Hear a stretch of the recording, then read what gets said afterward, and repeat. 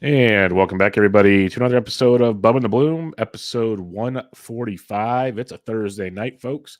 That means we're previewing the week FAAB coming up here. Week 14 FAAB coming at you this week. Before we get to that, you can find me on Twitter at BDintric, the podcast at Bubba Bloom Pod, and my co-host, as always, on Twitter at RyanBHQ. Ryan Bloomfield, how we doing, my friend? I'm great, man. Good day of watching baseball. Good night of watching the Rickwood game. It was I caught the pregame in the first couple innings and then a little bit later on, but that was a really well done production by MLB. So yeah, I'm well. Did you catch much of the game yourself? I got like the first half of the pregame, then I had swim lessons, and I came back and caught like the last 5.5 innings or so. So I got a good like what you didn't catch, I caught basically, vice versa. Yeah. But of course, Twitter had everything I missed, so that worked out well. But yeah, it was cool. It was there was some stuff out there yesterday. They had a softball game that Bonds and Jeter were the captains of. Yeah, I saw like Jameis Winston. Yep. Out there on the field. I don't know, but I get that was probably the celebrity game. Some kind of fundraiser of some sorts there, but it was cool to see like the way they reconformed this Rickwood for like actual game purposes, and then they still left up like the old fence and like 405 down the left field line was said a million times. That's still crazy to think about. That goes back to thinking like the Polo Grounds where Willie Mays made that catch was like a freaking bomb to center field. So that's how these places were built back then. But it was cool to see. Like, did you see like the advertisements were all old school? Like they had a Chevrolet ad, but it was like a 1950s Chevy. It was a lot of like really details that were. It was well done. Even like if you're watching on Fox, the little thing that has the teams and the scores and everything, that was like retro and actually fun to look at compared to the bright and gaudiness of most things. But yeah, it was good. I liked I forget the guy's name that was with Smoltz in the booth. I apologize. Joe Davis? That was the name I was thinking. Joe Davis. There you go. He was great. He was outstanding because Smoltz goes on his I hate the sun things, but Davis kept bringing it back to why we're at the ballpark and doing these things, and that was kind of a really cool factor there. And then they had the president of the Negro League Hall of Fame, and that was awesome. Like they left him in the booth for like 4 or 5 innings. And like every time I went to the break, you're not leaving yet, was what Joe would tell him. And they just kept telling story after story. It was well done. It was absolutely outstanding. And I hope some people gain some kind of, I guess, history knowledge or appreciation through it all. So it was really cool to see. Absolutely. They had Reggie Jackson on pregame. I would encourage anyone, you can just Google it. Reggie Jackson, Rickwood clip. Very, very poignant, and just the stuff he went through and kind of the things when he goes back to Rickwood for the first time. It wasn't all hunky dory. So I would absolutely recommend everyone listen to what Reggie Jackson said before the game. That was very eye opening. Yeah, and to think that wasn't that long ago. Yep, that's the crazy part. Really isn't that long ago when his part of it took place. Rickwood was built in the early 1900s, but Reggie's took place in maybe the 40s or 50s. Like it wasn't that long ago when you do the grand scheme of things, and that tells you, we have come a long way, but it's also pretty scary. It wasn't that long ago. Exactly. But yeah, so go check that out. Like Ryan said, if you're on Google or if you're on Twitter, just literally search the name Reggie Jackson. It'll probably be the first thing that pops up to do that. What I appreciated also, besides the Reggie thing, because it was good. People need to hear that stuff, but. I really enjoyed Bonds on the TV. Yes. I know I'm very biased probably because Bonds outside of Will Clark is my favorite Giant of my living time that I've gotten to see. And he's always been that way because he comes on the air for Giants games a lot. So a lot of people don't hear him, but you can hear the excitement when he talks baseball. That was not a shtick tonight. That is Barry Bonds through and through. And I'm sitting there going, why is he not like on a set with Ortiz? Like, what are we doing? He could replace A-Rod. I wouldn't complain. Or even Jeter. Like Jeter's he's gotten better this year, but he's kind of a bump on a log too. Yeah. But you just put Poppy and Bonds because Poppy loves him. He's all, hey, B. He's calling him B, and I'm like, you could tell they have a retort together, and yeah, it was great. But I appreciated it. Yeah, it was good. Your guy homered, as Uncle Ted says in the chat. Elliot Ramos went deep again, which. Yep. Craziness. You put out a you put out some somewhat snarky tweet about I forget what it was, the Giants the next finding great their next great center center fielder, which I thought was pretty funny. Yeah, it's only fitting. And well, they made a comment about it. The president of the Negro League said that it was perfect that the Giants center fielder went deep tonight. Like it was just kind of meant to be. That's why baseball's great. Through all the ups, downs that you learn from this game, baseball's baseball.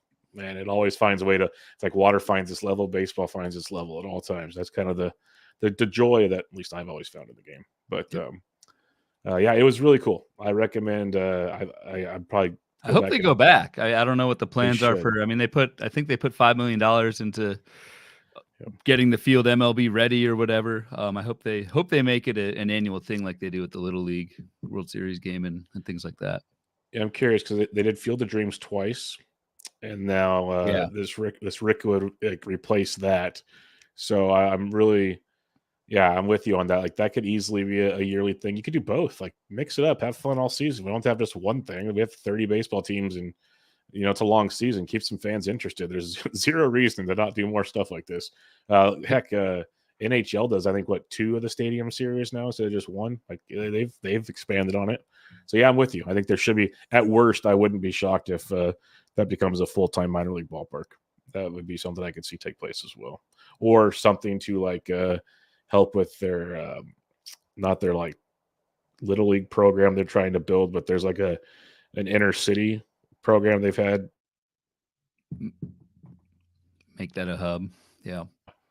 Have the Futures game there. That'd be fun. A yearly Futures game there, not just at the All-Star game, but have them at Rickwood. That'd be exciting. But hey, man, that'd be sweet.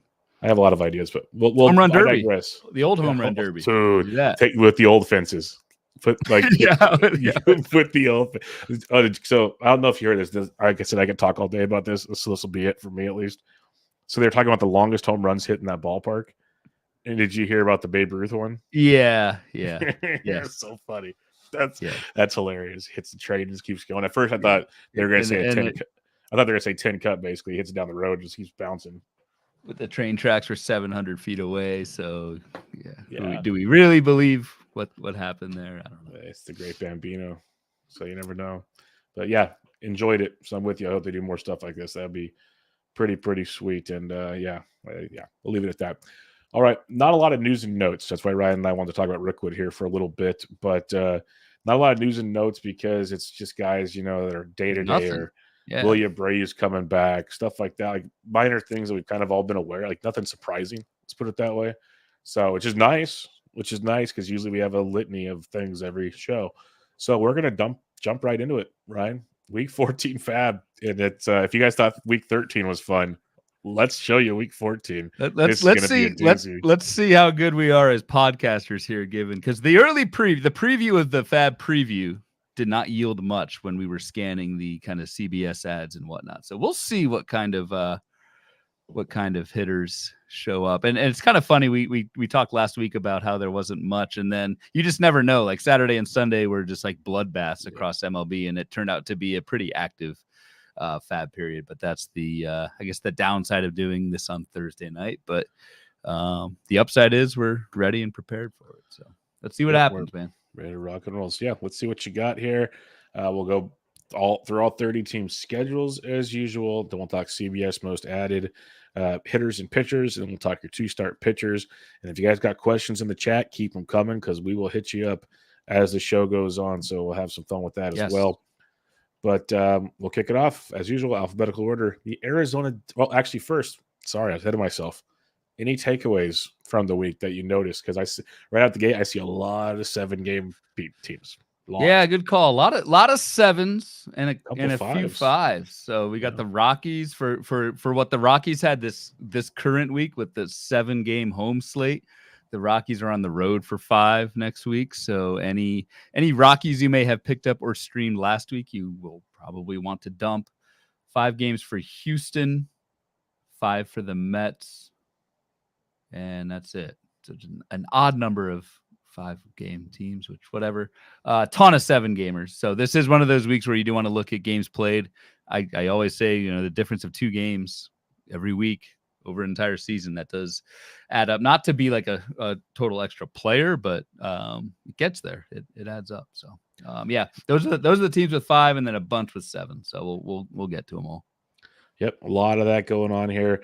A couple things Ryan also mentions a lot. We've got the Yankees leading the way, but the Dodgers are the best team offensively in baseball right now. So over the full season here, so keep that in mind.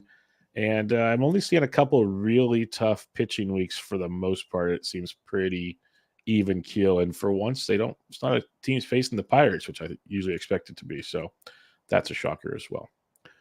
All right, let's get out of here. The Arizona Diamondbacks, they have 6 games this week coming up, all at home.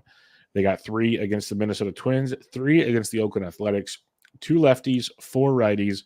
And your 4 righties, it's 3 to start the week against Minnesota. And for now, only 1 on the weekend versus Oakland. So how would you like to attack this? Because I know we say jock jams over and over, and 4 games might be plenty if you're playing on a bi-weekly week. You could even play them for the first half and sit them. So there is that for you when it comes to jock jams. Definitely our guy, jock jams and McCarthy that first half of the week, or like you said, I'd roll with Jock Peterson in a 4-game week the way that he is hitting right now. Quick update: we talked about Geraldo Perdomo last week. He's hitting 9th, so he is back and playing every day. Jordan Lawler is not coming back. No, he hurt his hammy. So that, hurt his hammy. So, and it doesn't sound like he'll be back anytime soon. So it sounds like Eugenio Suarez gets another chance. We were speculating calling him DFA Neo Suarez last week, but it looks like Suarez will get another run at it. But I don't even know if you want to believe in that, because the guy's hitting 200, ton of Ks, and like we mentioned last week, the barrel rate cut in half, and there's just no power for Eugenio Suarez. So not a FAAB option this week. Yeah, a guy I would mention though, if you want to check him out, is Jake McCarthy, playing quite a bit. Yep. Stole a couple more bags on Thursday. That gives him. He's just been a weekly machine on the stolen base department. It's usually at least 1, if not 2 or 3 each week. Not a ton of power, but he's hitting for a decent average and stealing a ton of bases. Should play pretty much every day. He's like 40% rostered in 12s. So a guy like Jake McCarthy, if you need some outfield help, as usual, you'll find more outfielders than most each week. Jake McCarthy be a guy to be willing to take a chance on this week. All right, let's get to the Atlanta Braves. 7 games this week, and this is a fun one because it's 3 at the Cardinals, 3 at the favorite White Sox, and then Sunday they play the Pittsburgh Pirates. So that's always nice. Like, I'm going to pull this up real quick. They go to, it's weird. It's a 3-game set at St. Louis, then 1 game on Thursday. Because I looked at this when I built the board. I was like, did I mess something up? And so I looked at RotoWire, and it's a 1-game Thursday set. I don't know if that's a makeup game or whatever. It's gotta be Thursday, and then they go home and come home and face Pittsburgh over the weekend. Man, but they get the old Jones Skeens combo, which is always fun. But so Lynn is Lynn. Liberatore, that's if Gibson could be Kyle Gibson. Yep. Yeah. Palante is Palante. Thorpe just got shelled. We'll see what his start goes this week. Then you got the Jones Skeens, and you got Falter. So pretty friendly landing spot if you can find some Braves available, if you can. Pretty friendly landing spot. And I don't know if, half of the Jones Skeens duo is not as we talked about on the Tuesday show. Jared Jones' walk rate is way up lately and is not the Jones that we have been accustomed to seeing over the season's first 6 weeks. So I don't know how scary that actually is. Paul Skeens definitely is scary, but the rest of that schedule is super easy for the Braves. We've got a Forrest Wall, Ramon Laureano platoon. That's a new update to the Braves from last week. And as Bubba shakes his head furiously, I agree. We're not going there. It's at least interesting. I wanted to see what the lineups would be for the Braves with Harris out, and obviously Acuna has been out, and it's Jared Kelenic leading off every day. Righties and lefties, against righties and lefties, and that's mildly interesting. The problem is, like, I would hope, or I would think, or maybe just hope that a leadoff role for Kelenic would, for someone that actually has speed, would lead to some more stolen bases, but it's just not happening. Kelenic has two steals all season on 3 attempts. And like we talked about on the Tuesday show, Atlanta just does not run at all. So if Jared Kelenic started running and stays in that leadoff role, which it sounds like he's going to for the foreseeable future, I'm very interested there, but he's not. So I guess I'm not interested there. Yeah, no, I'm with you. I'm not really interested in much here. I'm not going for Laureano, even though he went deep the other day. Like, just we're not playing that game again, and seeing where that goes. So, as usual, Braves tough to get to. The Skeens Jones thing, that's a good point, because Jones has been literally a Jekyll and Hyde. It's like Batman and Robin. You have Batman, and then you have Little Robin next to him. Like, sometimes he has superhero abilities, sometimes he's just Robin. So, yeah, was that Robin's deal? Well, he seemed like he was just kind of there, like as a mascot sometimes. There's other times like he pulls something out of his utility belt and be kind of productive, or drive the car around the corner and help out type stuff. So who knows? Who knows? Baltimore Orioles, they have 7 games this week. They have the Cleveland Indians at home for 3. Guardians, sorry, I haven't done that all season. That's pretty good. Cleveland Guardians for 3. Then the Texas Rangers for 4. This seems like a pretty sweet matchup after they get past Tanner Bybee. Yeah, who is just it's absurd how good Tanner Bybee is. After that, it's very nice, including a John Gray who started the season fantastically and then nuked our collective lineups with 9 or 10 earned runs on Monday. That was a rough one. Good way to start the week for more than half of my teams, but I don't know. Baltimore, I think the big thing, and shout out to Ben Tidd, one of our loyal listeners, and potentially a listener question, but Cedric Mullins seems to be back. Hitting in the bottom of the order. He has not deserved to hit at the top of this lineup, which is one of the best and pushing the best in the game. But Cedric Mullins is back and hitting, and even playing a little bit against lefties. So in your 12 teamers, see if Mullins is around. It sounds like that's turning around a little bit. And then of course your obligatory Ryan O'Hearn pickup in a 5-game week for right-handed pitching for Baltimore. I always like Ryan O'Hearn there. So he'll sit 2 out of 7, but start 5.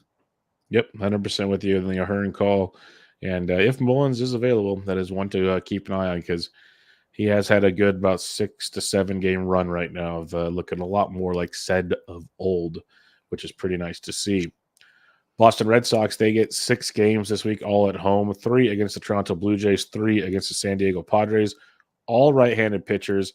This bodes well for the man I talked about earlier in the show briefly, Wilyer Abreu, who's coming back on Friday.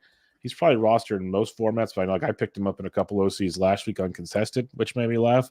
But if he's available, I would love to snag some Abreu this week. Really? Yeah, you kind of left out there. I put $33 thinking, oh, so that's going to cost me a lot of money. No, uncontested. It's OCs, man. That's bizarre. That's why I made that comment that we talked about on Tuesday, the tweet. It was just like, what are we doing right now? It's crazy. Wilyer is 94% rostered in OC, so I don't think you're way off base with a $33 bid. Like that's I didn't think I was going to get him. Yeah. Well, pleasant. Yeah. I'd rather get him unopposed than not get him. So yep, 100%. Maybe a get right week for Masataka Yoshida. I kind of keep saying that, but maybe it just won't happen, because this is a pretty good tough schedule. Yeah. So Bassett, I don't know. Gossman. Not doing Dom Smith, Emmanuel. Well, Emmanuel Valdez has been hitting well lately, and is a strong side platooner for the Red Sox. But he's only hitting .215 with 6 homers this year, so that's a bit of a stretch too.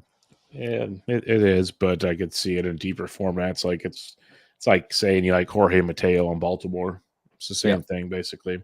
And I've banged with a Mateo drum many a show. So we got that. Great question here. Michael Chesko in the chat. Trust Ceddanne Rafaela. This is a fun one, because Rafaela is on a heater right now. Yes, he is. Prior to said heater, it was ice baby on that one. So I'll let you have the floor first before I give my 2 cents on this situation. I mean, I do trust, just because this is a guy that is, I mean, he's 23 years old. You are not going to, especially in a season where we have had so many hitter prospects not do anything or struggle, get sent back down, et cetera, et cetera. It's nice to see Rafaela have the leash to be able to play through his slump and get to where he is now, because he signed that pretty big contract with Boston. I think it was entering the season. So he's got plenty of playing time leash. I think the playing time is safe. But B, just, the skills over the last month, especially the speed, looks good. It's very much BABIP induced. Like, Rafael is hitting 344 over the last month. And not walking often, but I don't really care about that. But I don't know. I don't think this is a breakout or anything like that, but I think Rafaela in a 15-teamer is solid now, and in a 12-teamer, you would probably know a little bit better, but he's kind of more on the fringe in a 12.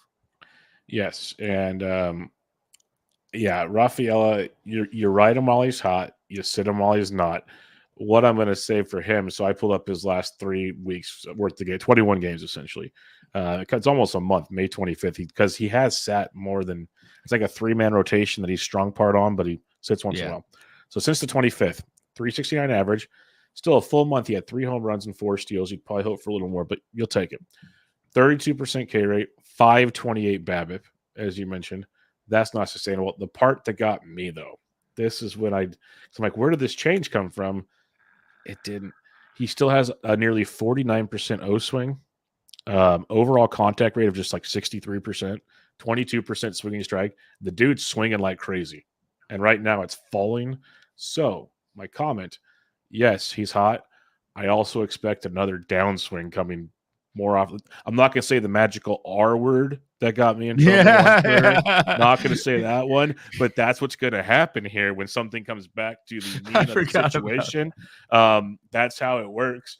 So, because we do talk stats on fantasy baseball, so that's what I'm talking about here. And it's going to come back to the norm, and there's an R word for that.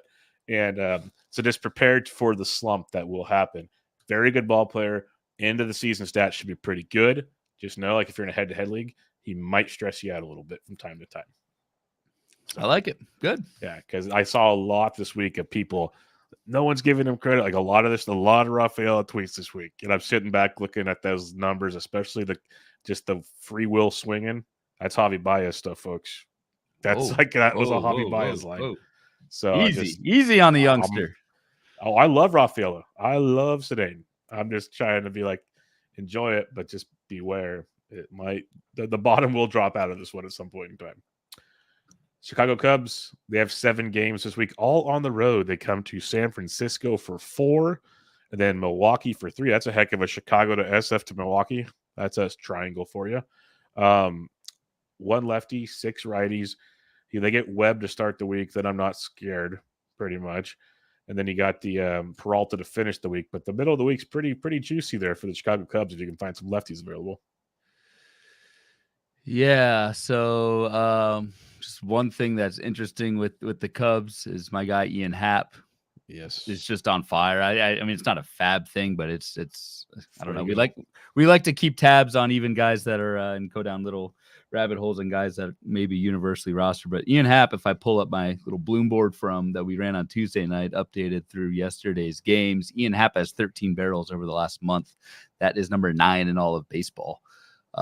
1 behind Anthony Santander and Christian Walker. So the contact and the early season slump from Ian Happ seems to be in the rear view. DSP Swanson's also starting to hit a little bit. So maybe the Cubs offense starts going. In terms of FAAB this week with 6 righties, I mean, I guess you look at Michael Busch, who is hitting 300 over the last month, 2 homers. So this is certainly not the heater that we saw Michael Busch on earlier in the season, but this is a much better player than we saw when that big time slump hit for Busch in like late April, early May, getting on base a ton.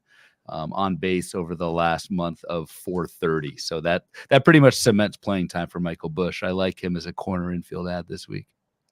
Yeah, I'm surprised he's somehow 70% rostered. No C's. Like I thought it'd be lower, man. So did I, 100%. I was shocked when I saw that, but I'm with you. He's going to be a guy on Rizzo teams. He will be a replacement. Just know you'll be replacing Busch at some point in the next few weeks, probably, just because this is who he is. He's going to be a streaky player. He's going to hit for power, very streaky. So. And he's not going to play against lefties every single time either. So there's still some playing time issues, but not this week. Yep, I like that call. Pete Crow's still playing a ton, but he's been not productive at all. So I can't I can't go out there and add him. I'm just saying he'll get to play at least 6 games this week. So keep that in mind. If you're in deep formats and you're desperate for at bats, it'll only probably gone. But just throwing it out there. Hey, man's got 10 bags. PCA. What else has he got? He's also got a little 5 runs scored in 110 plate appearances, hitting 202 with a homer. So that's not great. No, he does run. He does run. I'll give him that. I'm with you on that. He's got like that Rajai Davis thing going for him. So we'll see where that goes. Next up here, we got the Chicago White Sox. We love the Chicago White Sox to target. 7 games this week, all at home. 3 against the Dodgers, that 1 game against Atlanta, 3 against the Colorado Rockies. So very interesting week if you look at the K to walks, because Buehler's on the IL now, so it might be Landon Knack. That might have just changed. Yeah, that's right. So it might get even, well, I don't know if it's easier because Buehler's been garbage. But Miller struggled in his return. Stone and Morton might be the 2 best pitchers this week. Yeah, that's a fantastic it's a fantastic schedule. It's wasted. And it is probably because, I mean, who are you picking up? Tommy Pham should be universally rostered. Andrew Vaughn has been on a heater, 90-something% owned in 12 teamers on the NFBC, 98%. So he's pretty much gone. You could do your guy, Gavin Sheets. I would say Gavin Sheets is 31%. If you're like in a deeper format, I could see the appeal, but again, he hasn't been that good at all this year either. It's streaky, very streaky. And then we talked about on the last show, Corey Lee has kind of fallen back in terms of catcher. So you're not picking up. We will never recommend Andrew Benintendi on this show. Nope. Paul DeDong, your guy. I'll recommend him if you need a middle infielder. Yeah, all right. Yeah, you can go for DeJong. On a week like this, honestly, like if you need power, power, like this is a week where he might run into like 3. He might hit 220, but he could run into 3. So if you're in need of a middle infielder and you need some power, wouldn't completely write him on, but I'd hope he's not a priority. Let's put it that way. Make him a little farther down the waterfall. Flip side here, FAAB darling from a couple weeks ago, Corey Julks is not playing anymore, and nor is Oscar Colas, who has not started a single game in the last week. So there's that for the White Sox. And good point from the chat here. Eloy Jimenez is returning, and Michael C says, would you stash Eloy? He can't run. He's 55% rostered, no Cs. I would, just because he was starting to hit before he got hurt. Like that the hit tool's there. Just know he's probably gonna get hurt again. But if you can grab him, I wouldn't hate him compared to other options we will talk about on this show. So that could be one guy to actually, enjoy this week. Let's put it that way. All right, the Cincinnati Reds, they have 7 games this week, 3 at home against the Pittsburgh Pirates, 4 on the road against the St. Louis Cardinals. Not really a murderer's row of pitchers. Like Keller's been really good of late. Sonny Gray's been pretty good. The rest of it, not too shabby if you want to get some Reds action, but it's 3 lefties and 4 righties. Yeah, that's kind of, and the Reds platoon a lot. So it's hard to go for really their short side platooners, Luke Maile, Espinal, and Stuart Fairchild. Fairchild can run a little bit, but not recommending those guys.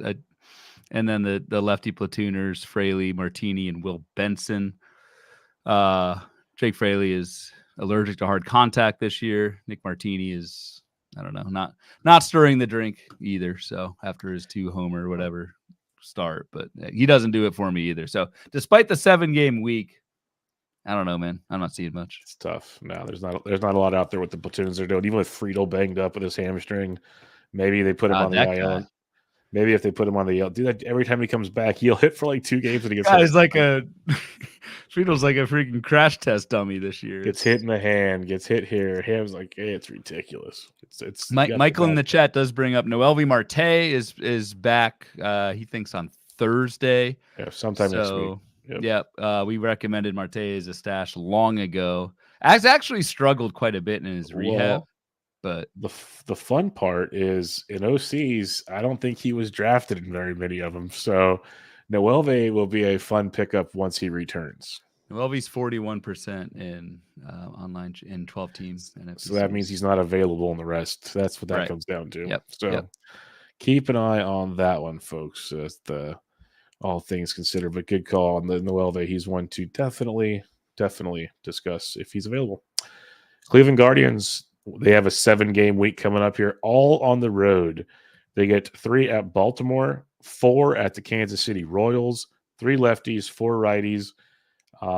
It's another team that I will say they have a player that's very popular in the high stakes streets these days, but other than that, not a whole lot to get too excited about for me. Who's that?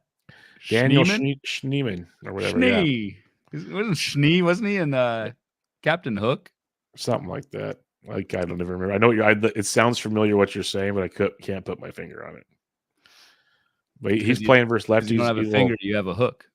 Oh, look at you. Look at you. I think it was from Peter Pan or Captain or something. I don't know. Yeah, you're probably anyway, right. Go ahead. Is this guy any good? He's hitting 303 with a home run and a stolen base in his first 12 games. So that's 13 games. So that's getting people excited.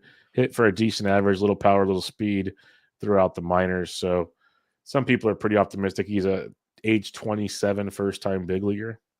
So maybe he's figuring it out. I don't know. But, yeah, even Uncle Ted likes him. So, hey, got that going. Yeah, that's the name a lot of people are talking about. I'm just on Stephen Kwan 400 watch. Pretty cool to see. Pretty sweet. Doubt he gets it, of course, but still, anytime someone flirts with it by late June, I know Kwan was injured for a little bit, and actually, I don't think he qualifies yet. Nope, not yet. But just the amount of contact he makes, and yeah, that's fun to watch. Well, what's really fun about Kwan, for me at least, because the average, he's going to hit great regardless. Like, it's cool, but he already has 5 home runs. Like, yeah, the dude might hit like 13 or 14 home runs this year. Yep, he's hit for some power.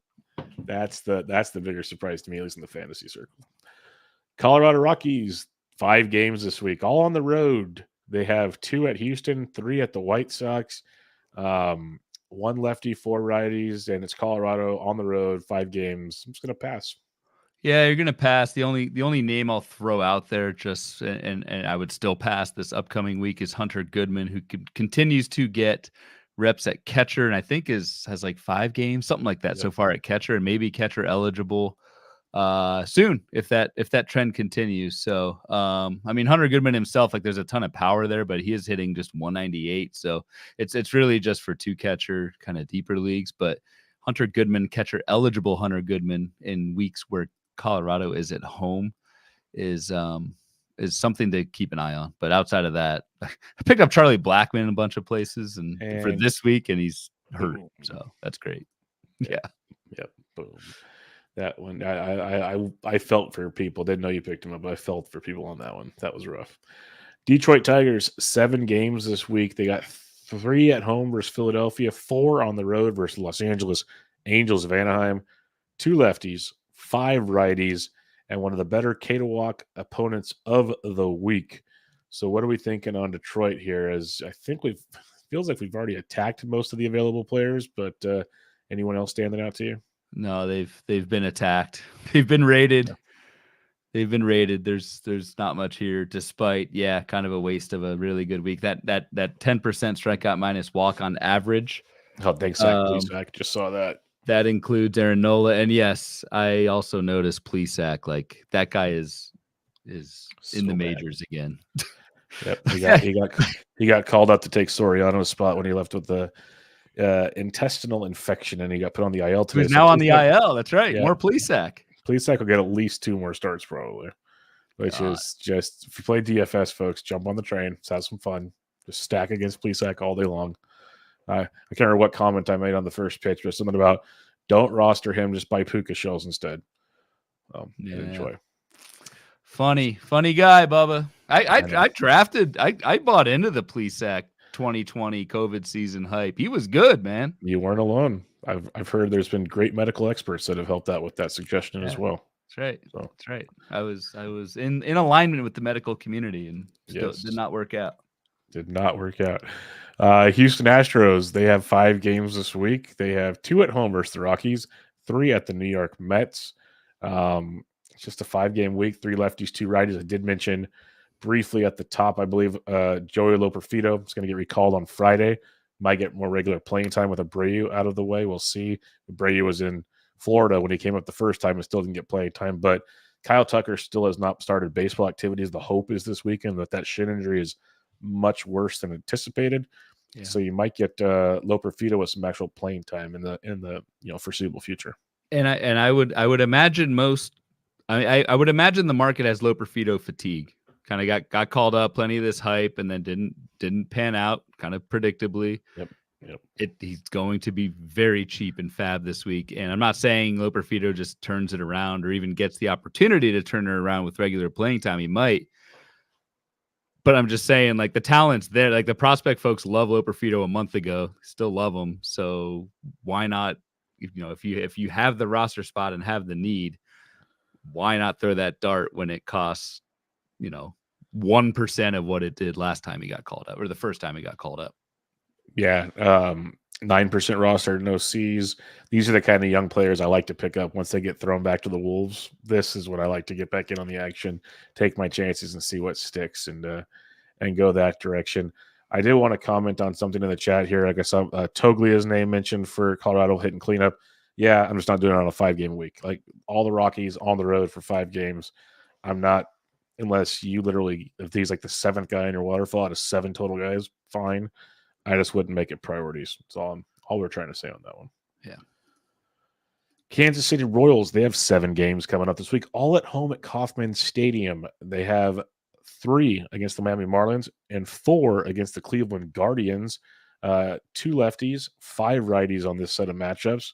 And all in all, a pretty good week to get some bats. Michael Massey's supposed to be rehabbing here any day. Yes. You might get him back at some time next week. So I don't know if it's great for a full-on pickup, but if you could do bi-weekly moves, I'd imagine he's back at least by the end of next week, and that could be fun for you. Pickup. I've stashed the guy. I still have him on most of my teams. Don't you worry. Probably not the smartest move, but at least in my 15s, I have stashed Mount Massey. I don't see. I will always shout out Nelson Velasquez, but just not playing enough for me to go there. So even in a 7-game week against a pretty good Tristan McKenzie's up against the Royals this week. He's been terrible. Very favorable schedule, I think, but I just don't see. The good Royals are owned. The bad Royals shouldn't be. So it's just one of those teams right now. Yep, we're at that point of the year where call-ups need to be made to kind of shake things up, or injuries to create more consistent playing time. That's what we're waiting for these days. I should shout out real quick. Sorry to interrupt. Freddie Fermin has shown some pop. Double donged. So, deep 2-catcher leagues only for Freddie Fermin, but there's a pulse there. Anytime you double dong, you get Bubba's heart. There's definitely some kind of pulse if you double dong. That is for sure. Los Angeles Angels of Anaheim, they have 7 games coming up this week, all at home in Anaheim. The Oakland Athletics for 3, Detroit Tigers for 4. Pretty darn favorable matchup for fighting Rengifos down there. 1 lefty, 5 righties on the docket here. It's like if Mickey Moniak was any good, he'd be worth a call, but I'm not going Moniak. I'm not going Willie Calhoun. The guys I like are pretty much all rostered. The only one I'll mention, if for some reason Nolan Schanuel is still available, that would be a guy I'd take a peek at. He's actually playing pretty decent overall lately. He's only 10% rostered in OCs, so that would be the name I'd throw out there. Yeah, I like that call. Schanuel, he's got 8 home runs. God, he's only hitting he's been playing really well of late. Yeah. Good God. No, Schanuel should have a much higher batting average than 229. Yep. He makes a ton of contact, does not whiff. And 246 BABIP. That would be why. So I like that call. I like Schanuel leading off every single day, and flashing some power, which we did not see from him in his rookie season. Obviously, big week for the mascot coming up. Outside of that, Zach Neto is actually on the CBS riser list. I don't know how or why, but should be rostered in almost all formats. Joe Adell has shriveled to nothing over the last month that we talked about Tuesday, and Kevin Pillar is not playing every day again. So Schanuel is really, for me, the only interesting one for FAAB this week. Yep, fan of that as well. I like the Michael Chasko in the chat. Moni Hack is the worst. That's solid. Both our Michaels have some fun ones going on here. I liked this one about the Estrada getting shelled again. It's our week. So it's our week. It's that time of the year, folks. Los Angeles Dodgers, they have 6 games this week, all on the road. 3 at the White Sox, which you love to see. 3 at home against 3 at San Francisco. You do have Snell with a question mark. That is a potential play. I doubt it, but it's nothing would surprise me with the Giants anymore. But 2 lefties, 4 righties, Doyers. Yeah. Jason Hayward's the one who's yeah. who hit that just a grand slam off of against the Rockies on Tuesday night. That was just a debacle before Teoscar's 3-run homer for a add him up 7-run 9th inning for the Dodgers to beat the Rockies. But I don't know, Jason Hayward perhaps, but it's only 4 righties, so Hayward's only going to play 4 times. Although the 4 righties are pretty easy outside of Logan Webb. So, and it might be 5. We don't know. I don't know what Snell's doing. Yeah, Snell's. I doubt it's Snell, but you never know. You could always go Miguel Rojas if you need a shortstop or a middle infielder in a 15-teamer. That's good call. Miami Marlins, 7 games this week, all on the road. 3 at the Royals, 4 at the Phillies. One of the tougher schedules on the week. Your boy Jesus Sanchez is out playing outstanding, even off of lefties, which has been great. So I'd say if he's playing versus lefties, I don't know if he's going to play religiously versus lefties, but they have 7 games this week, 3 lefties. If he even gets one of those, we get 5 games out of Jesus next week. That becomes way intriguing. Like, he's actually played against the last 3 lefties. I know. So he's playing every day. Like, that's a pickup I'd be looking at with this schedule coming up. And hitting like cleanup. I know it's not, this isn't the 27 Yankees here, but Jesus Sanchez, guess what his roster rate is, Bubba, without looking. I literally just pulled it up. So what, the 3%?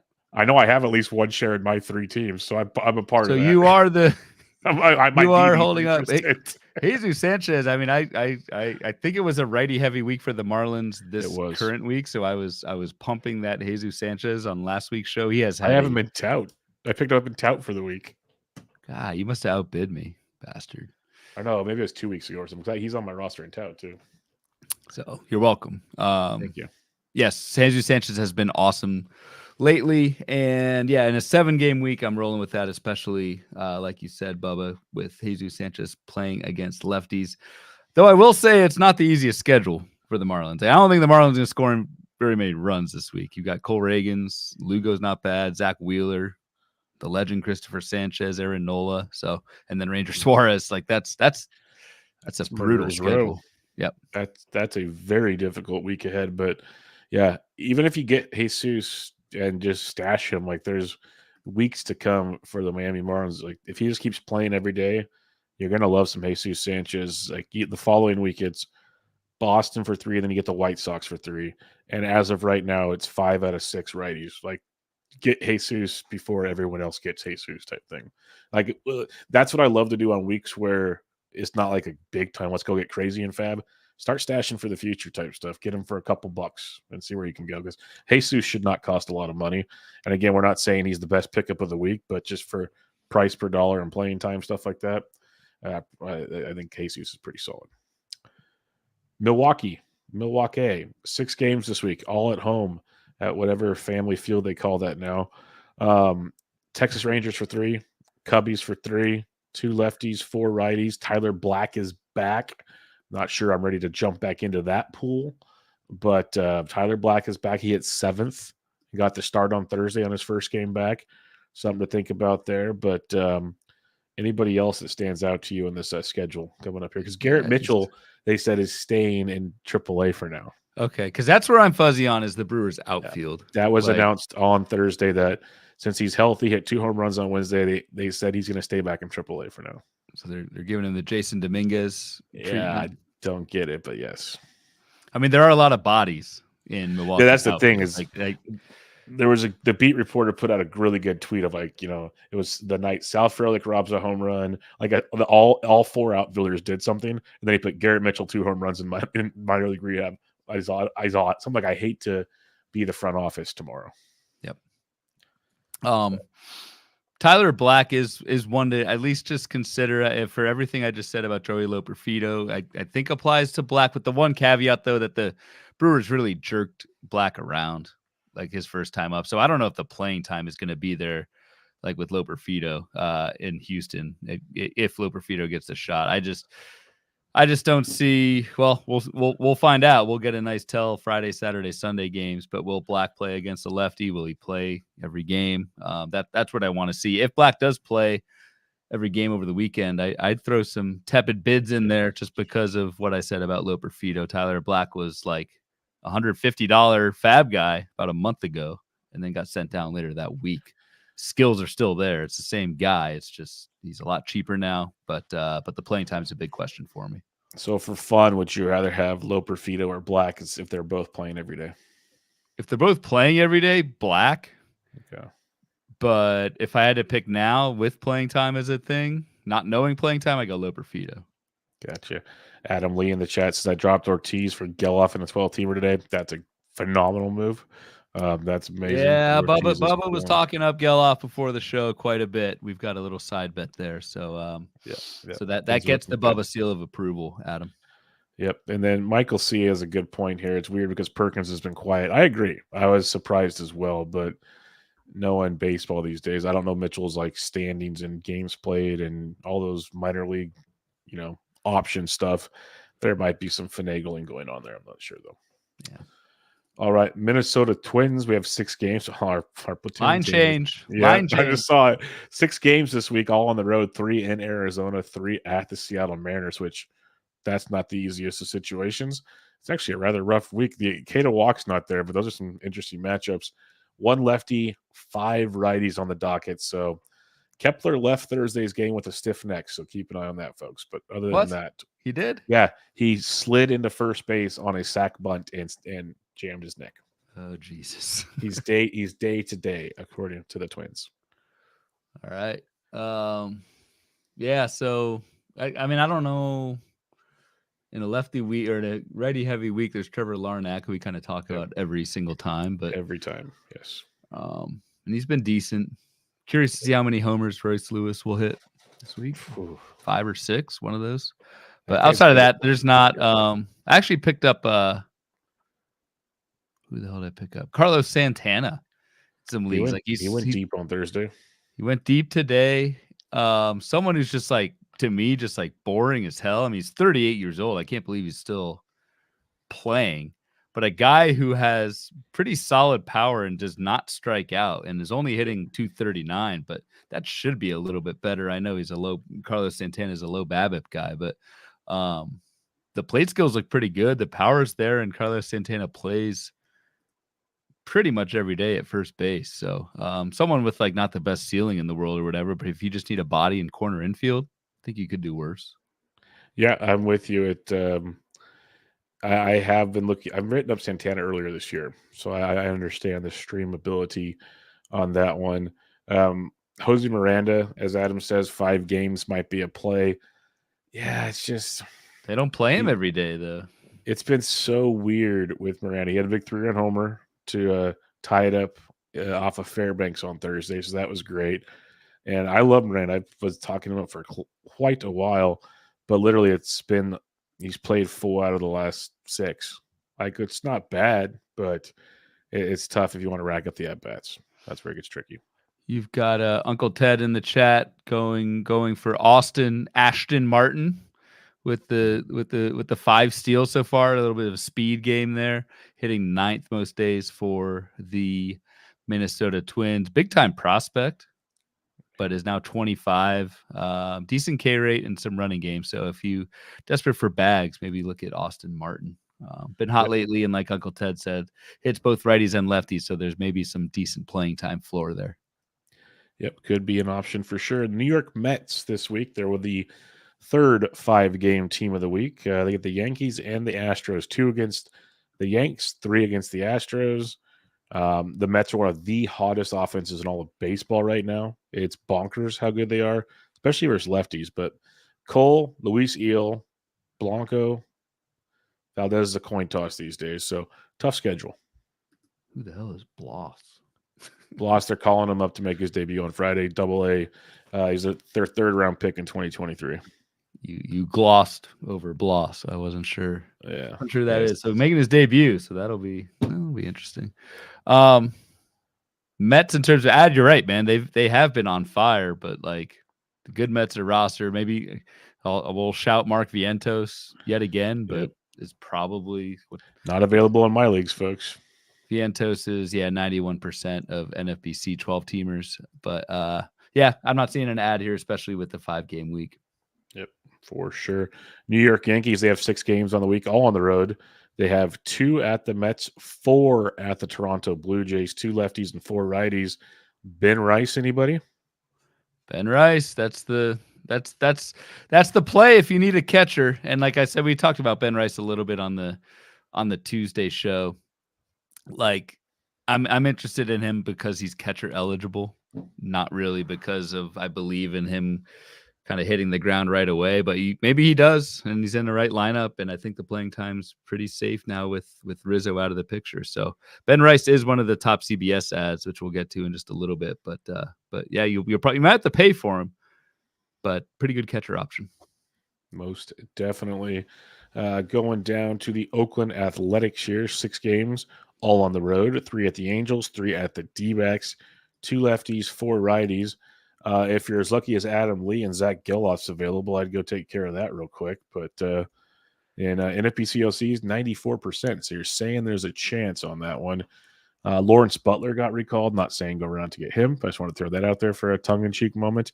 Who are you liking here? JJ Bleday, Tyler Soderstrom, usual suspects? Usual suspects. My guy Miguel Andujar hitting 330 is just bonkers in the year 2024. But great week for Oakland bats. So yeah, depending on your league size, whatever, the level of competition is awful.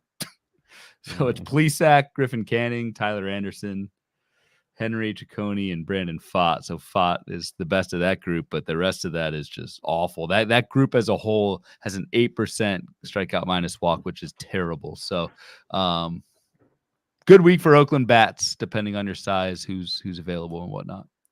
Most definitely. The Fighting Phils. Phillies have 7 games this week, 3 at the Tigers, 4 at home versus the Marlins, 3 lefties, 4 righties, and the main culprits are probably not available. Should be a fun week to watch because it's like the Phillies offense, the movable object against a pretty strong 19% K minus walk rotation. But I don't know.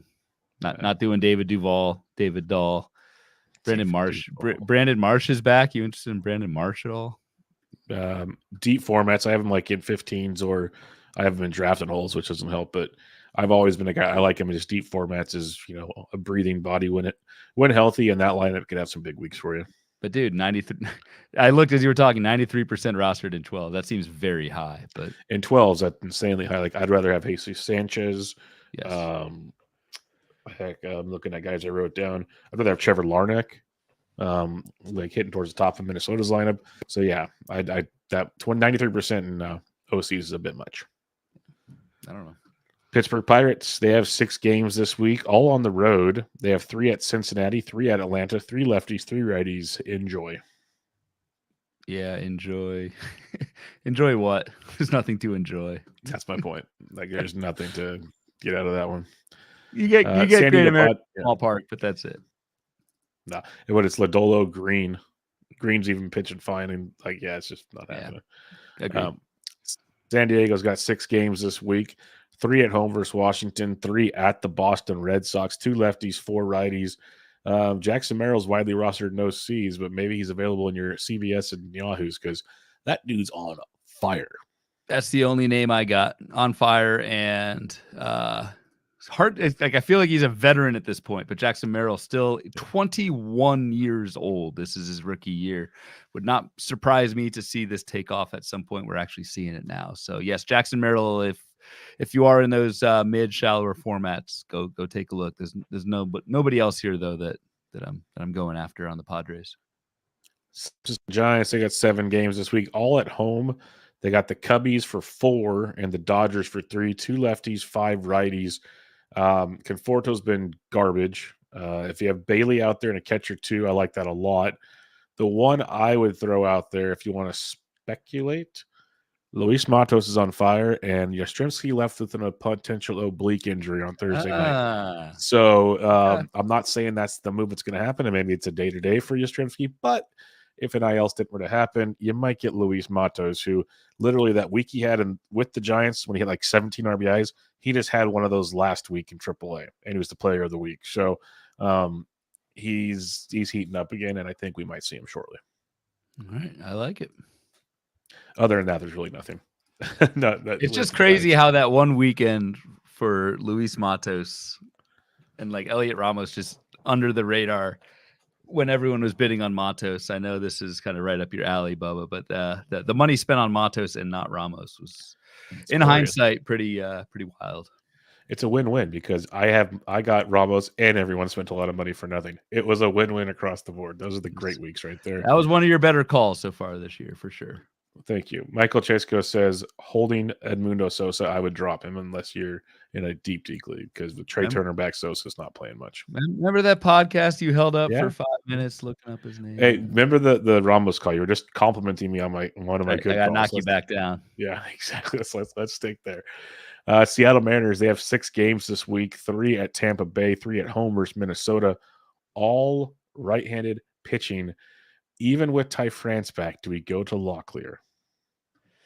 Locklear, I don't know. Not to start on Thursday. Yeah, I got the start on Thursday. Has not started against a righty since Ty France has gotten back. I don't think there's enough playing time for Tyler Locklear right now. Fair.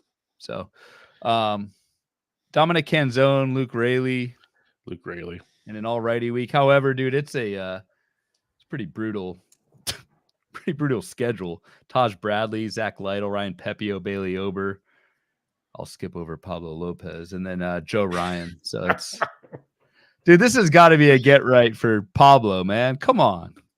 The Seattle Mariners, because the one thing the Mariners do, they might score runs, but they will strike out a million times. Yeah. Like it's like Bybee went 6 shutout with 12 punchies. Like I love Bybee. You complimented Bybee. He's not a 12 strikeout guy and 6 innings guy either.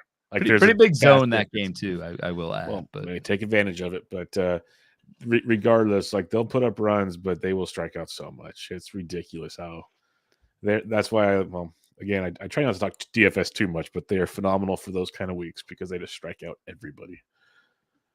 All right, St. Louis Cardinals. They got 7 games coming up this week, all in St. Louis. They got the Atlanta Braves for 3, and then the Cincinnati Reds come to town for 4, 2 lefties, 5 righties.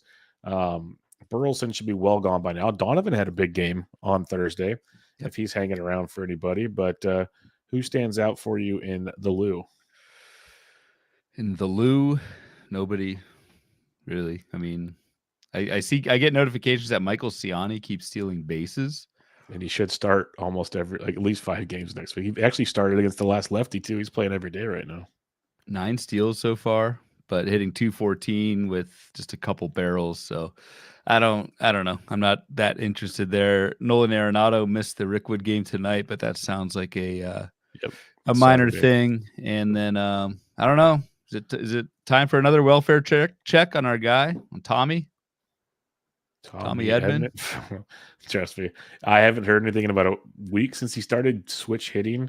He started switch hitting on batting practice when Wilson Contreras started hitting in the cage.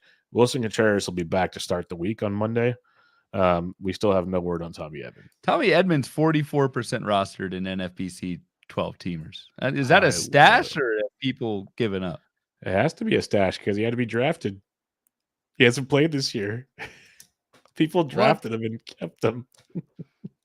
I'm telling you, man, OC's like no rhyme, no reasons. Just it's wild. I would not have Tommy Edman on a team in a league with no IL. He would have been gone before the end of April. Most like once one of those first bad setbacks took place, he was out, like not doing it. So I think he's more of they're shooting for like the All-Star break with Tommy Edman. That's kind of what the impression I've heard of late. 2025. Yeah, probably. Tampa Bay Rays, they have 6 games this week, all at home in Tampa. Seattle for 3, Nats for 3. Pretty interesting schedule, especially that back end of the week. Parker and Irvin aren't pushovers. So, yeah, interesting schedule. 2 lefties, 4 righties. I think Brandon Lau, maybe he's actually swinging it pretty well if you're feeling that, but not a whole lot for me there. Brandon Lau's swinging it, but we'll probably only play 4 times, but we'll hit second. I don't know, not FAAB related, but Randy Rosarena's turning things around, man. Fuego. Finally. Loving it. He's going to finish like his 252 average, 22 and like 26 or something. And I'm going to be so happy. One other thing, a little worried about Jose Caballero, who is carrying my stolen base category and in labor right now with the return of Taylor Walls. It sounds like Caballero is still the primary shortstop, but I think Walls is going to get some reps and maybe eat a start per week out of Caballero, something like that. But yeah, that's possible. I know Caballero is dealing with an illness and stuff lately, so yeah, and Taylor Walls kind of sucks. Yeah, that too. Taylor Walls is not good. Texas Rangers, they have 7 games this week, all on the road. 4 at Milwaukee, 3 at Baltimore. Overall, when you get Colin Ray, or 4 at Baltimore, sorry, Burns is on Baltimore now. 4 at Baltimore. Then you got Ray, Suarez, Povich, Cole Irvin. That's fun. 2 lefties, 5 righties. Anything on Texas for you? No. I mean, Ezekiel Duran is playing third base every day. Yep. I like that. But he's not taking advantage of it. Leody Taveras is still Leody Taveras. Wyatt Langford is heating up.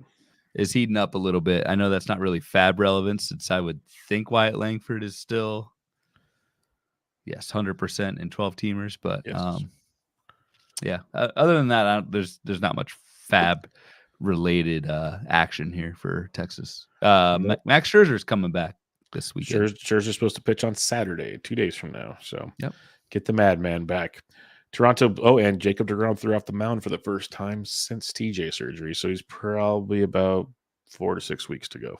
They're going to be interesting, and if they can just snag a wild card. Yes, it's Scherzer deGrom back in a freaking postseason series. Well, and you get Tyler Mahle, who's at least a long guy in the playoffs, which you would mind. Like they got options coming. Like they don't need to make trades. That's the fun part. So be happy if you're Texas. Maybe a repeat, or at least a nice run could be in play. Toronto Blue Jays, they have 7 games coming up this week. 3 at Boston, 4 at home versus the Yanks. Tough sledding this week. 2 lefties, 5 righties. Horwitz has been the dude most of the time, and if you need like we talked about it before, if you like batting average, cool. Power, no. The other guy I'll mention though is Addison Barger is getting a lot of at bats of late, so he's another guy, and he's actually a little better this time around with the Jays. So he's been getting some runs since Biggio got traded. Like he's hit safely and every game since he got recalled. 4-game hitting streak. Interesting. Since I think I would think Orelvis Martinez gets a lot more FAAB love this coming weekend than Barger, but maybe not. But Martinez hasn't even played.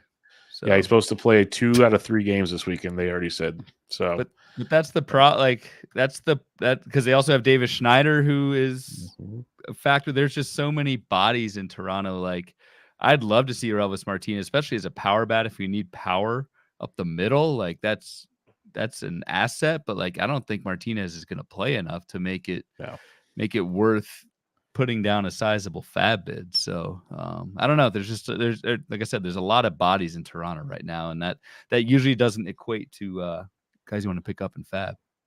And as Curlin said on the show, like it's a lot of moving parts. Like guys on like a 2 to 4, like a 3 out of 4 rotation. Like they move around. Yeah.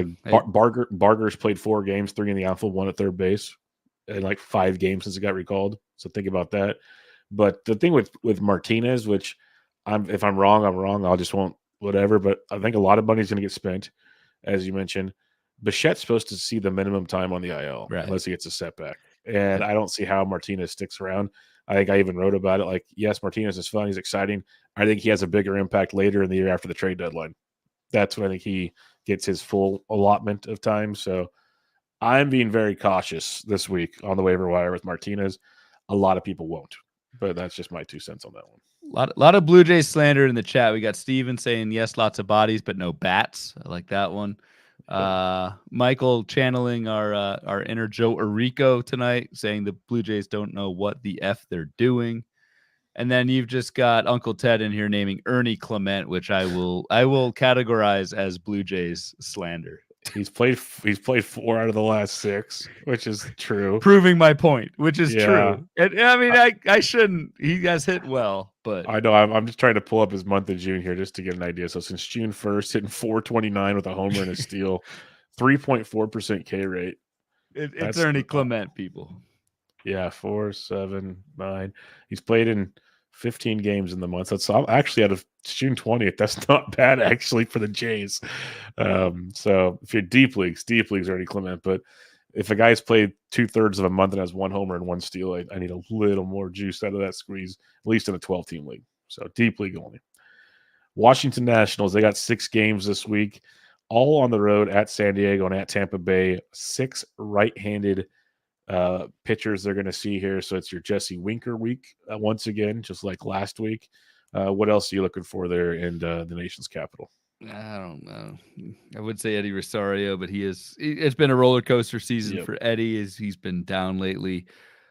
Interested to see what CJ Abrams, what that injury looks like. It sounds like it's one of the weirder injuries I've seen. Yeah, there wasn't anything that triggered it, but just keep an eye on that. I guess if you have Abrams, you may want to look at some plan Bs this weekend in FAAB just so you're covered there. But yeah, they're saying he's day-to-day with a cyst in his left palm right near his wrist.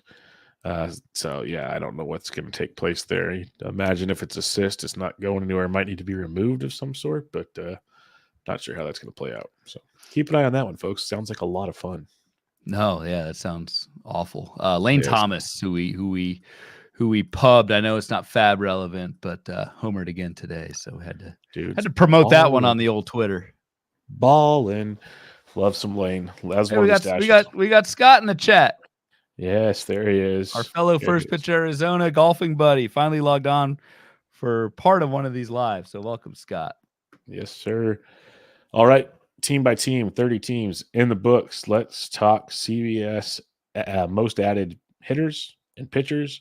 We'll start with the hitting side of things, Mr. Bloomfield. And as usual, we've pretty much commented on all of these guys near the top. Anybody standing out to you here is Soderstrom got quite the bump this last week, as deservedly so. Yeah, I didn't realize it'd be that big of a bump. Wow, Tyler Soderstrom went from 11% to 48% rostered in CBS leagues. And again, for folks on YouTube looking at the video here, I've got the color-coded skills, strikeout rate, barrel rate, and the stolen base attempt rate. Soderstrom with a bright green barrel rate, 15%. The power looks very real. Ben Rice, your next highest riser, up to 27%, also to be expected.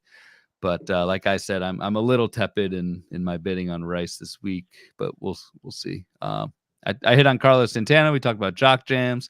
Charlie Blackmon is a riser, but that's because of the current Colorado 7-game home week, and he is now injured. So we got that. I don't know who else. We're gonna bang the Zach Neto drum continually, or that 41%. Like that needs to be. I'll give CBS like Yahoo CBS. I know they won't ever be full roster, but man, he is a top 12 shortstop in fantasy. Like I just don't get what we're doing here. So that needs to be changed. De Jong's getting love. Miguel Rojas got some love this last week, which is rightfully so. And kind of aligns like Miguel Rojas is 8% roster in CBS, which kind of aligns with what you were saying earlier about probably like a 15-team middle infield fill-in guy. So yep. He will do just enough to be relevant in a middle infield in the 15. 12s, you have to be hitting the injury skids pretty bad. Farther down the list, though, like Spencer Horwitz got some love.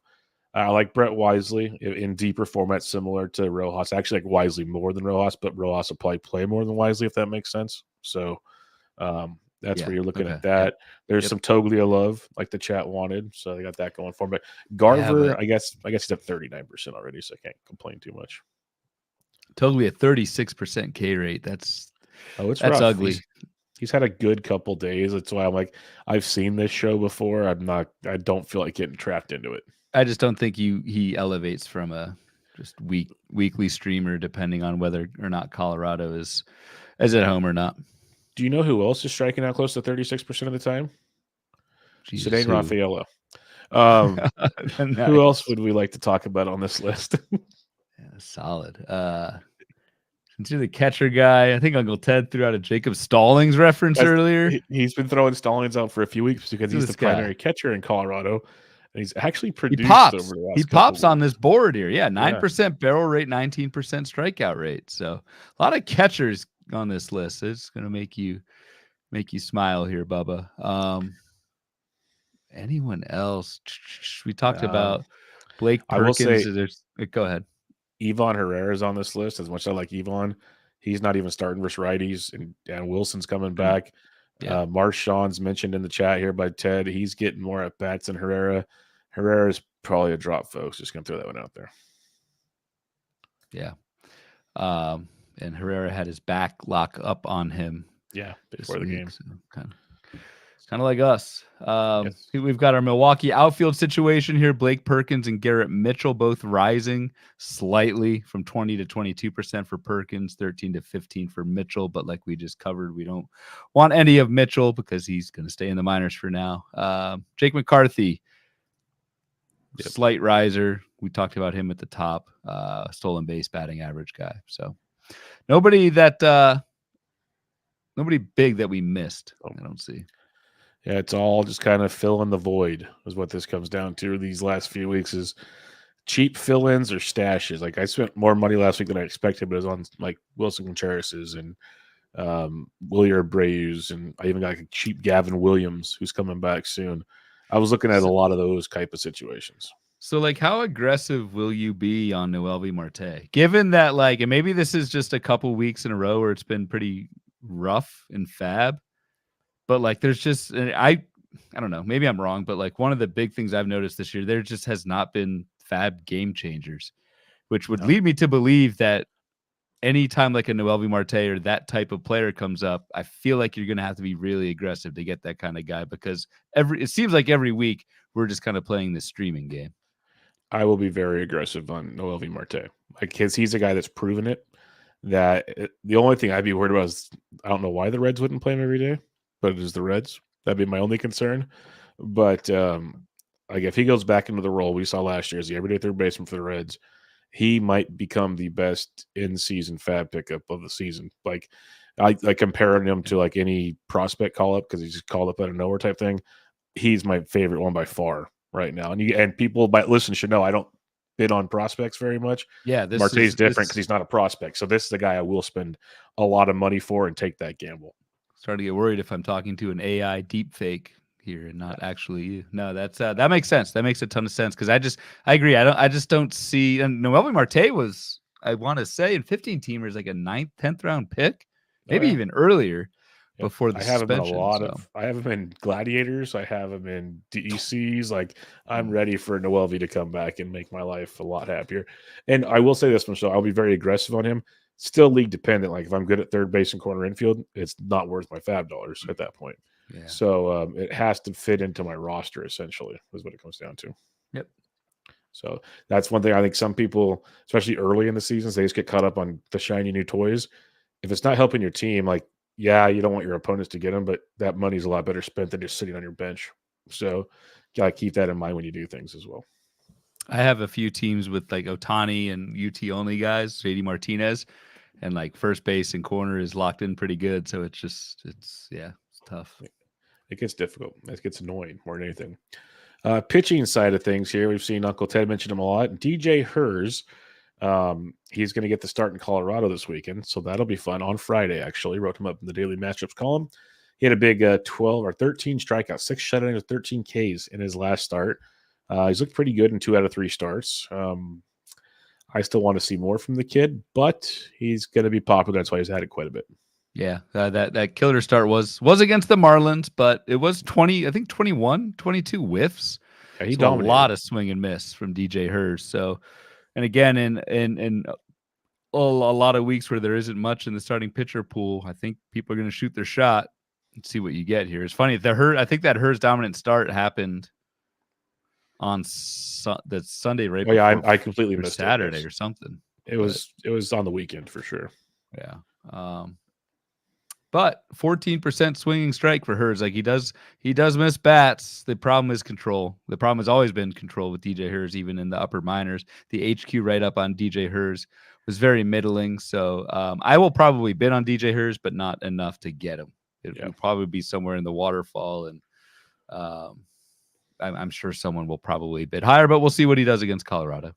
I'm 100% with you. Like, I'm actually weirdly more curious about Jonathan Cannon. The Cannon, my guy. You got him this last week. I really like what I saw from him in Houston. It was no Yordan, no Kyle Tucker, which helps. But I would have liked more strikeouts from Cannon in that game. But he went 8 2/3. They tried to give him the shutout. He couldn't get out of the inning. He still got the win, which was good to see because the White Sox don't do that very often. But Cannon's made 5 starts so far this year. 28 Ks and 32 1/3 innings. I'm very interested in what Cannon brings to the table. Again, if you want wins, probably not where you want to go, but we get he's not even projected to be in the rotation. So that's one of the drawbacks. Clevenger. The White Sox might do they might actually do Clevenger over firing the Cannon. They might actually fire the Cannon and demote Cannon. They're going to demote Drew Thorpe. I mean, why does Chris Flexen get a free pass in this exercise too? Like, Fowler. I'm not saying this should happen, but there's a chance Cannon is not in the rotation. Or hear me out. A 6-man rotation because Garrett Crochet is way past his innings limit already. Yeah, just hear me out on this one. Sure. So we'll see. I would like to think Cannon stays. I'm just saying there's some risk of that. Buzzkill and a half right there. Good Lord. Well, I'm still like Cannon quite a bit, but yeah, I do too. I don't think the ceiling's super high. Like I said, I got Cannon last week in Tout Wars, so I was thrilled to see pretty much the complete game shutout against Houston, even though, like you said, no Yordan, no Kyle Tucker. But at least through like 32 innings, we've got a sample size, 32 innings. It's an above average swinging strike rate. It's a better than average ball percentage. It's a 366 Sierra. Serviceable. The White Sox are going to screw this up. They're going to screw this up. It's very simple. Because you know what? I have to do it at least once a show for listeners. He is a Kyle Gibson type guy to have on your team. That's who Jonathan Cannon is. I can live with that. But if he's not going to be in the rotation, then this whole conversation just got thrown out the window. I think he will be. I think he will be too. I think Drew Thorpe goes because they can go and keep his innings sequestered longer because they are the White Sox and that's what they do. So I see that taking place, or a 6-man because they want Crochet to make it to the trade deadline before his something goes wrong. Is all I'm going to say. So like they just got to try to be somewhat smart, which is the White Sox. So I say somewhat very loosely. The next one up here is Chad Green. He should be the closer for the time being, at least like 2/3 the closer for a while, because Romano, I think, still got a couple weeks to go. And then who knows when Jimmy comes back. Yep. Chad Green up from 4 to 16% rostered. And yes, I think is the guy in Toronto, at least temporarily. One guy that is starting to prove me wrong, and I'm taking a kind of a 180 on this one, is one Spencer Schwellenbach. He has given up 3 home runs or less in 3 out of 4 starts. He put up 7 Ks. Yeah. The Tigers. I'll say that much. It was the Tigers, but still put up 7 Ks. Now, don't tell me that Atlanta's kicking him out of the rotation. No, he's got a 2-step at St. Louis and versus Pittsburgh. That is sexy. Yep.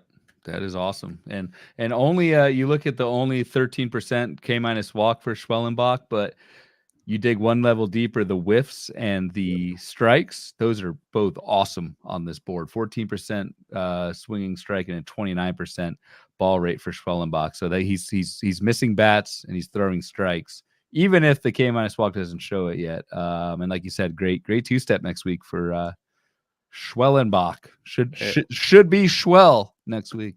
Oh wow, it's getting late, folks. The two starts that would have affected his K to walk as well. At Baltimore and at Boston, I think that kind of checks out as something to kind of keep in mind also. Stanek was popular last week, but there's a lot of these pitchers that do not look appetizing to me, Bloomfield. So what else do you like on this list? Because this is a rough one. A lot of red as we scroll down here. Michael Lorenzen, no. Cade Povich, and in the chat, Michael Chasko says, I feel like Povich is a hold even with the growing pains. I would agree with that. I think we've seen spurts from Cade Povich especially that Atlanta start. And I think with Bradish is done for the year. Yeah, TJ. Yeah, so I would like to think Povich has some run. Povich should be sticking around a little longer now. Yes. So I agree with Michael. I think Povich, if you have the luxury of holding him and not starting him, well, he has a 2-step next week, so you're probably starting him. Okay, who we got? We'll get into. I can tell you real quick. It's versus Cleveland versus Texas. Not the easiest 2-step. Not the easiest, but I think you roll with it. You do, yes. Anyway, let's see. David Peterson's on this list, but man, not missing any bats at all. That's rough. You got your guy Hollywood Hogan Harris, also pretty far in the red. Yariel Rodriguez for Toronto. Did he return already? Pitched on Friday. Okay. And I know you mentioned the rehab starts not with length, but I want to say Rodriguez's last outing was like in the 70s in terms of pitch count, something like that. So I don't know. I'm still not like super convinced he's going to be able to even go 5, but Yariel Rodriguez, if the back is okay, is at least someone in a 15-teamer I'm looking at. Uncle Ted says Landon Knack, and he should get a lot of run with the Dodgers. That is definitely an option as well. I was never a big Landon Knack guy, but he should, knock on wood, stick around quite a bit. But like next week, they're going to a 5-man rotation. So they have an off day next week and an off day the following week. They really don't need Landon Knack as much as we'll see. I think it'll be a yo-yo with Landon Knack, let's put it that way. He goes tomorrow against the Angels, but then you're right. With so many off days, he may not pitch for a little while. So we'll see. That has, as Stephen Crawford says, knack on wood. We have some good listeners here, folks. Pretty proud of this group. All right, that's all I got for it. It's a rough list. It's a rough list. Ready to 2-step it up? Yeah, let's Carson Spires. Hold on 1 sec. Nope. You don't like Carson Spires? You can tell me how his weekend start goes, because his Monday start got bad. Yeah, I guess he throws. So that's the thing. He throws strikes, but that may not be a good thing. No, Keaton Wynn throws strikes too. Tell me how that's going for people now. Yeah, did not fare well in Rickwood tonight. All right, let's do Carson Spires. The Pirates, they conspired against him. All right, now let's please move on. 2 starts for the week. Arizona Diamondbacks, Brendan Pfaadt versus Minnesota versus Oakland. You're starting. Atlanta, Schwellenbach, we agreed, at St. Louis versus Pittsburgh, yes? Yep. And you're going to start Raylo. Baltimore, Cade Povich versus Cleveland versus Texas. I think you got to. Given what we just talked about. Tanner Houck and Brian Bayo versus Toronto versus San Diego. Houck for sure. What about your guy Bayo? I benched him this week, and he finally had a good start. I've been debating cutting him. Like, he's been like the next pitcher on my 12s that are get cut. If you still have him, that's a tough one. Toronto, they're not that good, but San Diego's sneaky. I'd probably do it in 15s, 12s. I'd hope to have other options. That's probably where I'm at too. The ground ball rate is still awesome with Brian Bayo, but that's pretty much it, man. Yep. Strikeouts are not there, and the control hasn't been there either. Yep, it's been bad. Cubbies, you're starting Justin Steele, who looks like Justin Steele of old. Cincinnati, got Lodolo and Green versus Pittsburgh at St. Louis, starting them both. Yep. Beautiful. Tanner Bybee, you're starting him, but Gavin Williams at Baltimore, at Kansas City in his return. That sucks. Is that just a projection, or is he is coming? He's back? Projected. He's supposed to be back starting next week. So if he's not in that, he'll have a 1 start at Baltimore. But if he pitches starting on Tuesday, it's at Baltimore and at Kansas City. And just want to see what his pitch count might look like. According to RotoWire, this is about a week ago, but his next rehab start, which I guess already took place, is expected to throw around 65 pitches. So Gavin Williams probably will be stretched out enough to go for some wins. So let me see what I can find here on Gavin. He went his last rehab, 1 inning and 2/3. 4 strikeouts, 1 run. He faced only 10 batters. That's not ideal. That doesn't sound like 65 pitches. No, I'm trying. I don't have any pitch. I have like stats, but not pitch counts. Yeah, that doesn't seem great. Man, I wanted to start using Gavin, but you first start back at Baltimore. That's he might be a hold Yeah, for me. this may be a wait and see type Yeah, of I deal. might have At to wait and Baltimore, see. like scares the living. I mean, just ask Luis Yeah. Heel. I know. I don't think it was at Baltimore today, but he faced Baltimore and just got destroyed. I saw some stat like Baltimore has beaten up Heel, Wheeler, and one other ace in their last. Yes. They're just destroying people right now. It's They pretty are a juggernaut. good. Nothing for Colorado. White Sox Crochet and Flexen versus the Dodgers versus Colorado. Yes, Yeah. on Crochet. What about Flexen? He's Yeah, pitching great, right? yeah, let's see how my guy Flexen does against LA. I mean, it's baseball; he'll probably shove, but no, you're And not. he'll You're get not going shelled by close. Colorado in Chicago. That'll be what happens. Detroit, Casey Mize, Philadelphia at the Angels. God, Mize is rough. Yeah, Mize is really rough lately. I don't think I can roll with Mize, and despite the regression, I would still go with Scooble. Yeah, Scooble, you still run out there. There's no question about that. Kansas City, you're pitching Reagans and Lugo, I'm pretty sure, so we'll pass on that. Angels, Griffin Canning, Tyler Anderson versus Oakland versus Detroit. That's a hell of a two-step. Yeah, it's scary as all anything, but I would definitely do Anderson. I mean, you kind of have to. I know he's been super lucky and the skills aren't there, yada yada, but like you can't bench a 2.48 ERA guy against Oakland and Detroit. I'd even probably throw Griffin Canning in 15 teamers. It's just the matchups are so good. Scott in the chat here made a good point. Gavin is pitching another rehab start tomorrow, so things have changed because of that short outing. So he won't be a two-step next week. That means I don't have to stress out about that anymore. That feels a lot better. Thank you, Scott. That helps out a ton, actually. All right, here. So Canyon, I'm with you. I'm doing both. I'll do Canyon at 12 also, just because. Oh, yeah. I don't know about 12. I don't know about a 12. But. I wouldn't have him rostered at a 12, but if you have him rostered at a 12, I would start him against Oakland and Detroit. Dodgers, Paxton and Bobby Miller at the White Sox, at the Giants. Oh, God, the Paxton. Giants at lefty's good too. I know the Giants crush lefties, but at the White Sox, I'd probably roll Paxton. Dude, he's 7-1. He's like the worst 7-1 pitcher I've ever seen. You got to do it. You got to do it. You got to do it. You got to do Bobby Miller too, even though the return wasn't great. It's just I think it's going to be a slow go for Bobby, like it was for Walker, but you probably got to do it. I wouldn't feel great about it. Ooh, the made-up player is next. Yeah, Rotary Munoz. So the Miami Marlins at Kansas City at Philly. I'd probably sit him. All right.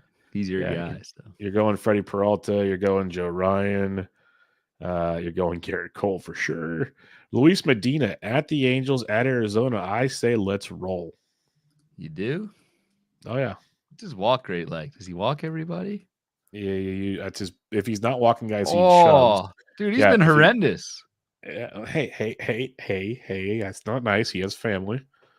I mean, I could have said something worse. That wasn't that bad. 2 walks, 1 walk, 5 walks, 2 walks. So it's been 2 or less than 3 out of 4. I mean, he almost I think he's got like 1 more strikeout than walk all season. Doesn't miss bats, doesn't throw strikes. I'm not doing Luis Medina. Oh, come on, you wimp. No, I'm just kidding. It is a good good set of matchups. But good set of matchups. The skills are very good for Medina, but it could be dicey. We'll see. Skills are awful. His stuff. Hey, his stuff is very good. Sorry. His stuff is very good. I might even challenge that. But okay, Philadelphia. Nolan Suarez, you're going with. Pittsburgh, Falter at Great American. Pass. Dude, yeah, that's a pass. That's a no, dog. Waldron, you're starting because he's been amazing. Brian Wu, you're starting. See, they have Blake Snell here. Cubs and the Dodgers next week. I wouldn't throw it though. I wouldn't throw it either. I don't think he's going to be back. And I'm holding on to Snell and TGFBI, but if this was right, I don't know. Yeah. I would not throw Blake Snell coming off the IL against the Cubs and then the Dodgers. And folks, if you've not seen the RotoWire chart, if it's not in bold, it's not locked in yet. This is not in bold. It's just speculating. This is what's very few of this is locked in just because it's so that's what we're discussing right now. A lot of it could change, obviously. But I would not. I picked up Snell as a stash this past week as well. So in a couple leagues, So, yeah, I would not throw him, and you're definitely not throwing Spencer Howard. So that's a pass.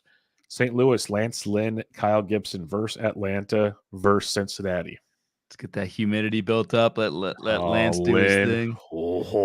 He's got 2 starts in St. Louis next week. Lot Those whites, of baby. A lot of cardio for Lance. Over this under week. 2.5 jerseys. Over under 2.5. Easy.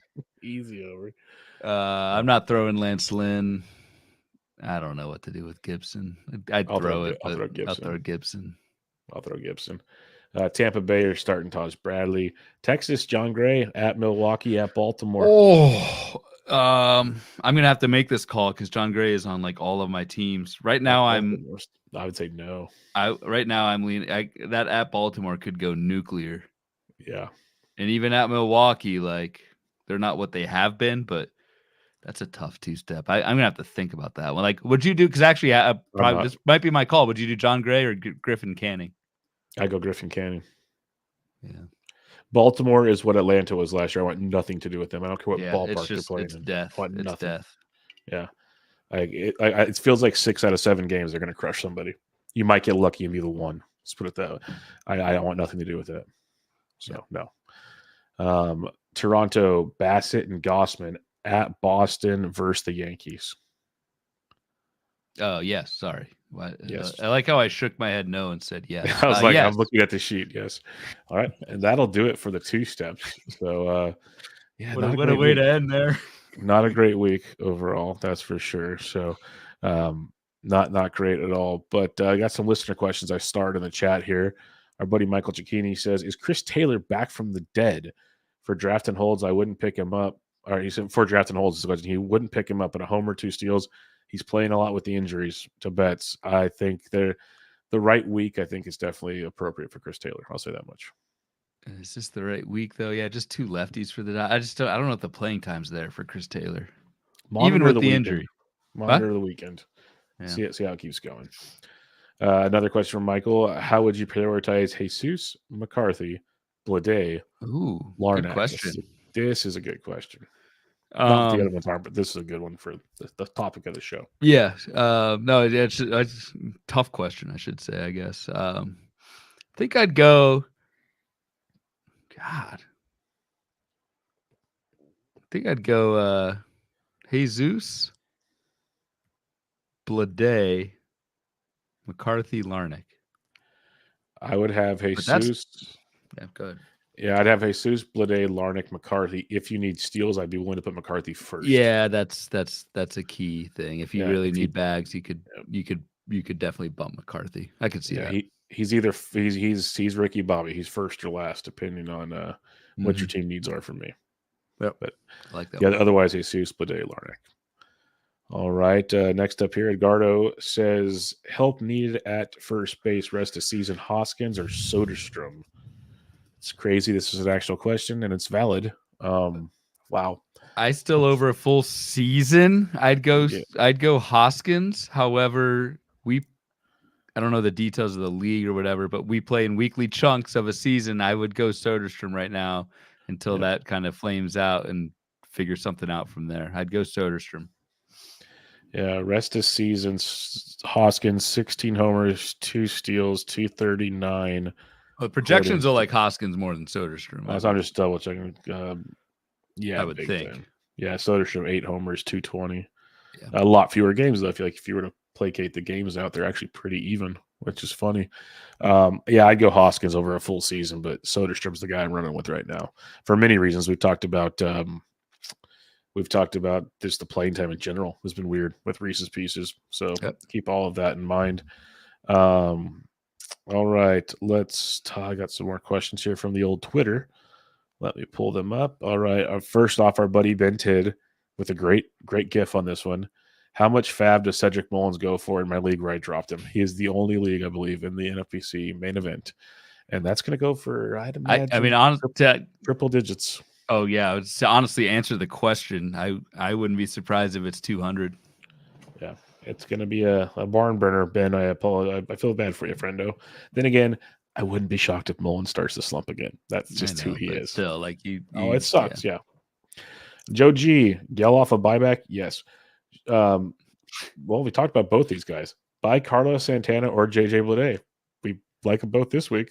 Both. I mean, different positions. I'd say Santana right now, just because you can find other outfield on the waiver wire.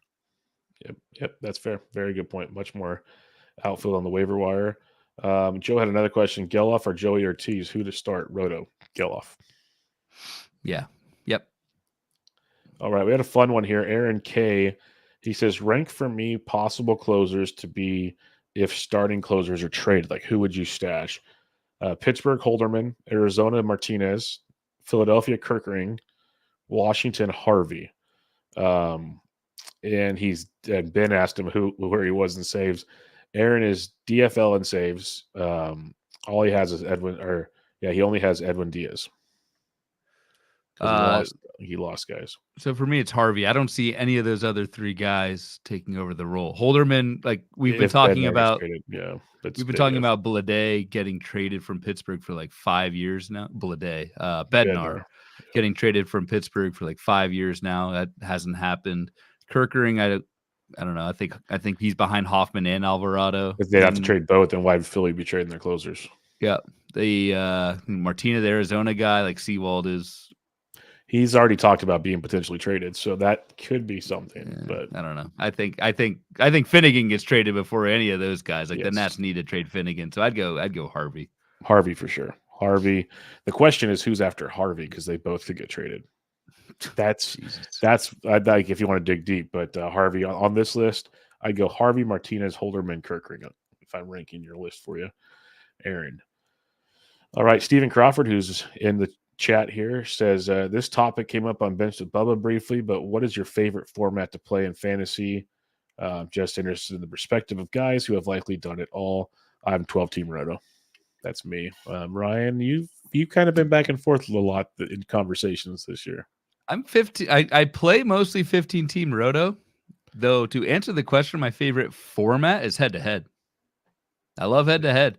I with the one caveat that head-to-head does not include playoffs. It drives me nuts that head-to-head leagues have a playoff format and you have like a bad 2 weeks in September and lose your season. Like I can't stand that. So any head-to-head league that does not have postseason, you just play it out throughout the year. Whoever has the best record at the end of the year wins. You don't need to do playoffs with head-to-head. That's my favorite format. Every Sunday is a sweat. Every Monday is a new week. It's I don't know.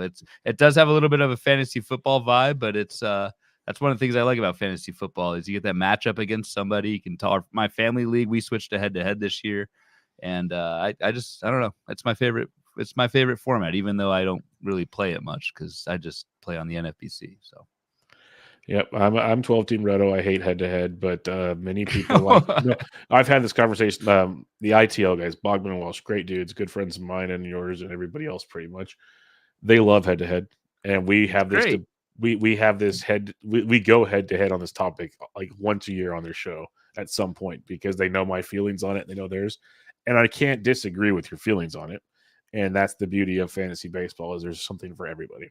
So find what makes you happy and go play it. Like that's my end answer. Like I could disagree, you could disagree with me, whatever. But in the end, go play what you want to play. There's tons of options. I got started in baseball, but not even Roto, just straight up points, and like that's the simplest way to get in and follow. Like I will never league shame someone for liking a format that I don't like because whatever makes you happy, man. Yeah, I started out in head-to-head, but like Michael Ciccone in the chat says, head-to-head is fun. Playoffs part is tough. That's the only part where I will shame. I just don't understand playoffs in baseball. That's what gets me every time. It's like it's such a finicky sport of streaks to be able to dominate and get to the playoffs and then have like your three best players go like 2 for 16 or you get shut down early or whatever. Like that's where I started going, you know what? I'm playing Roto. Screw this. I'm out. I guess that was my biggest go away from it right there. All right, Mr. Bloomfield, that'll do it. Another FAAB preview in the books. We thought we'd have nothing to talk about. Here we are doing it again, my friend. Almost record length. Yes, almost record. But any final thoughts? Week 14 FAAB. No, that's all. That's all I got. That's all I got, man. Yep, it's going to be a fun one. I am curious to see how FAAB goes this week because the way last week people use Father's Day and whatnot as their reasoning for why it was goofy. And Guilty. No, I get it. I get it. Like I get it. So now I'm curious how it goes this week. Still not a lot of like amazing options out there. So how is it going to go this week? That's where I'm looking forward to seeing how it goes. And we'll come back with you guys next week to talk about week 15 and probably what went wrong this week. So make sure y'all check out Ryan on Twitter at RyanBHQ, the podcast at Bubba Bloom Pod. I'm at BD Intric. And for now, this is Bubba the Bloom, episode 145. Catch y'all next time.